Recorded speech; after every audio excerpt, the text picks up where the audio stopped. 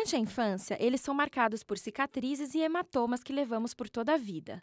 Mas é em outro momento de nossas vidas que realmente prestamos atenção nos joelhos. Os joelhos são as articulações que ligam o fêmur, maior osso do corpo humano, e a tíbia. Responsável pelos movimentos de flexão e extensão, os joelhos são exaustivamente usados diariamente.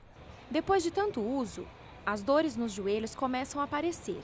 E para que isso não aconteça, ou para que o tratamento correto seja aplicado, é preciso tomar alguns cuidados. O joelho ele tem uma importância por ser uma articulação de carga e está envolvida principalmente nos deslocamentos. E suporta grandes pressões, né, tem uma amplitude de movimento boa e é uma articulação complexa. Existem diversas patologias que podem provocar essas dores no joelho, né? Nós temos desde as traumáticas, então quem faz algum tipo de atividade sofre alguma pancada, alguma torção, ou até mesmo eventualmente alguma pessoa que tem alguma queda e caia no joelho, isso são grandes causas das dores no joelho. E temos aquelas outras causas por atividade física, então às vezes a pessoa faz exercício físico e dependendo da intensidade e da frequência, isso pode provocar o aparecimento de alguma dor ou eventualmente lesão. Os idosos a gente acaba vendo com bastante frequência os casos de dor, muito por artroses, né, os desgastes que a gente comenta, mas se tiver um bom cuidado, ele pode conseguir chegar a uma idade mais avançada sem necessariamente ter dor. O que eu sempre digo, que o exercício físico ele é como um medicamento, ele tem a dose certa para ser administrada. Então a falta do exercício ela é tão maléfica quanto o excesso. Então o exercício físico ele pode ajudar de diversas maneiras. No caso específico para o joelho e para o idoso, eu recomendo sempre o fortalecimento muscular, que é um fator protetor para as articulações, exercícios com caminhada, quando ele consegue fazer, se não tiver uma artrose severa, a gente sabe que o estímulo do impacto também ajuda, é um estímulo para as cartilagens. E um pouco de trabalho de flexibilidade também. Então, se a gente consegue agregar essas três vertentes, sem dúvida é um fator protetor para o joelho. Em relação aos adolescentes, quando aparecem com essas dores articulares, tirando, vamos dizer, causas de origem reumáticas, ficando exclusivamente com as questões ortopédicas ou esportivas, a gente nota o quê? Né? São crianças sempre ativas, adolescentes normalmente, que fazem bastante atividade, que fazem algum esporte ou que correm e pulam bastante, e isso acaba gerando uma sobrecarga nas epífises de crescimento, que são os locais de crescimento ósseo. E muitas vezes existem o quê? Tendões ou ligamentos inseridos nessa região e que por uma tração, né, acaba exercendo uma força em cima dessas regiões e aí acaba provocando dor. Em relação a essas dores que a gente costuma observar, sempre vem a questão se é uma dor do crescimento. Eu costumo dizer que não, ela está relacionada ao crescimento devido a essas peculiaridades da região de crescimento, onde é uma região mais frágil e que por essa tensão das partes tendíneas acaba levando esses quadros de dor. Lugares muito frequentes de a gente ver isso daí são os calcanhares e os joelhos.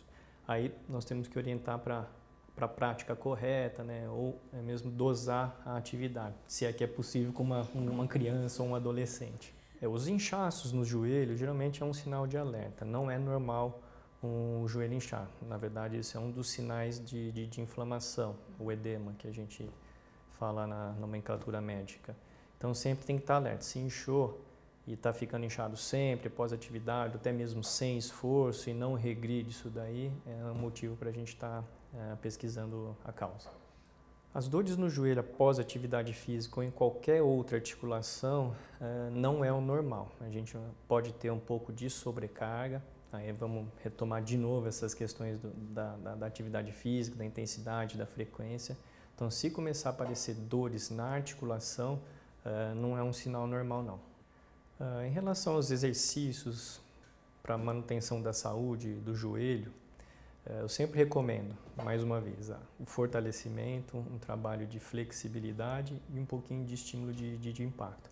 tudo em doses corretas. Se conseguirmos fazer isso daí, é onde vamos estar ajudando na prevenção.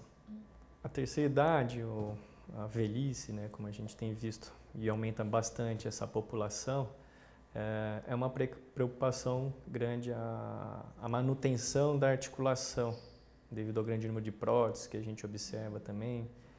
Mas é possível. Eu acho que o exercício ele é um ótimo estímulo, baseado sempre nessa questão dessas 3 vertentes, do fortalecimento, do trabalho de flexibilidade, que são os alongamentos, e do estímulo aeróbico também. Oi, Teru, eu tô aqui no setor de fisioterapia da clínica. A Mariana vai contar pra gente como funciona o banho de parafina. O banho de parafina, ele produz um calor mais superficial, então um tratamento que vai também trabalhar com calor. E ele é uma parafina, é um bloco de parafina que a gente mistura com óleo. E aí nós aquecemos no utensílio e aí isso vai fazer com que a pessoa possa escolher alguma área que ela tenha a lesão ou dor. E aí você coloca a parafina para o tratamento. Então, para qual tipo de paciente é mais indicado? O paciente mais indicado é quem tem artrite, artrose, bursite, tendinite. Então, são pessoas que têm bastante dor e que isso daqui vai fazer uma sensação de alívio. Então, esse processo de calor da parafina, ela auxilia nas articulações do corpo? Isso. Ela vai promover analgesia em algumas situações, algumas indicações. Analgesia? Isso, para diminuir a dor. Então, a analgesia é quando você diminui a dor. Também você vai causar hiperemia ali, então você vai manter aquele local um pouco mais avermelhado, porque você vai mandar mais sangue para aquele local.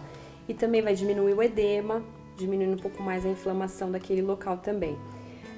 Também dá uma sensação de relaxamento muscular. Esse relaxamento muscular você também pode trabalhar o alongamento já em alguns casos.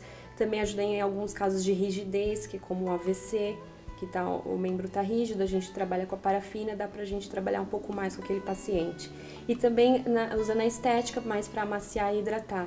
Muitas pessoas usam em pés, mãos, para fazer essa parte de hidratação. Então tem 2 finalidades, tanto estética como para aliviar dores. Uhum. Vamos lá conhecer como que funciona? Então nós temos aqui a parafina dentro do utensílio, nós vamos aquecê-la. E essa parafina, ela alcança mais ou menos a temperatura de 49 a 52 graus. Geralmente a gente usa em extremidades, mãos, pés. E aí, conforme for algum outros tratamentos, como bursite, que é ombro, ou cotovelo, ou joelho, aí a gente faz um outro tipo de aplicação. Então, dependendo da região, muda a temperatura também? Isso. Geralmente as extremidades do pé, a temperatura tem que ser um pouquinho menor, por conta do processo do retorno venoso, tudo, então a temperatura é um pouco menor.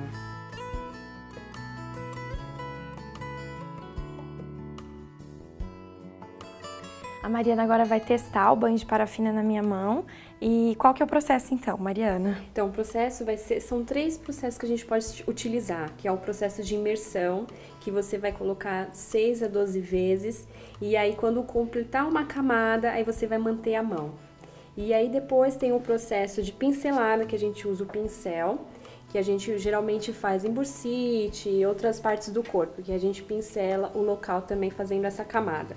E também tem o processo de imersão, mas que a gente chama de banho de luva, que também você vai colocar a mão por 6 a 12 vezes, e aí vai ficar no formato de luva, a gente vai enrolar com plástico, colocar um cobertorzinho, você mantém ali por 20 minutos descansando. E você comentou que funciona como um isolante térmico? Isso, ele é um isolante térmico, ele consegue manter a temperatura, ali manter o calor, por 20 a 30 minutos. Então ele é um ótimo isolante térmico. Comparado com a água, ele é 6 vezes mais quente que a água, mas a sensação de bem-estar na hora de colocar é bem melhor que a água. Então é um processo que é mais gostoso de fazer. E qual que é o processo que você vai fazer na minha mão? Isso, primeiro a gente tem que sempre limpar a mão, a gente tem que limpar, higienizar, porque como é um processo de imersão, a gente tem que tirar os resíduos de sujeira, tudo. Então a gente higieniza com água e sabão. Depois a gente coloca um pouquinho de óleo, pra gente também manter uma proteção, uma camada de proteção, e depois mais fácil para tirar também. A gente põe o óleo e a gente pede sempre pro paciente colocar a mão devagar pra ver como que tá a temperatura.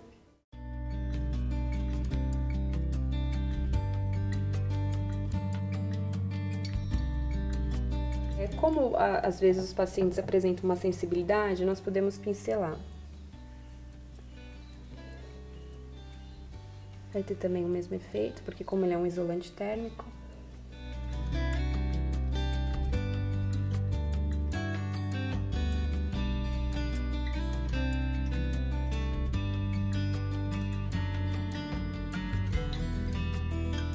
Então, se for um paciente com artrite, a indicação das mãos, você pega bem os dedos, né? Depois da 6ª camada, nós colocamos um plástico para manter mais o calor. Ou pode utilizar uma mantinha ou uma toalha. E a gente envolve e deixa por 20 minutos descansando. Tá quentinho, a sensação é boa agora.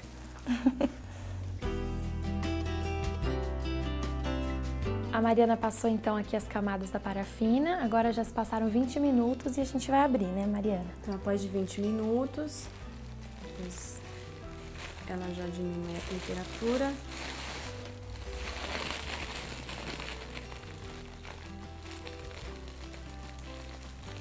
A gente retira o plástico, ele já pega.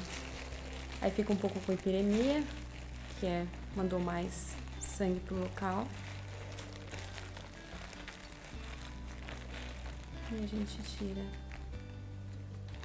Ela sai inteira. Inteira no plástico.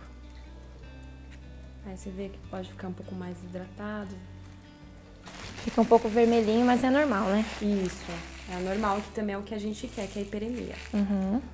Realmente, a sensação deixou mais macia. Bom, a gente vai ficando por aqui. Você aprendeu um pouquinho mais sobre o banho de parafina, que dá uma sensação estética, mas também para quem sente dor é muito bom, né, Mariana? Muito obrigada e até a próxima!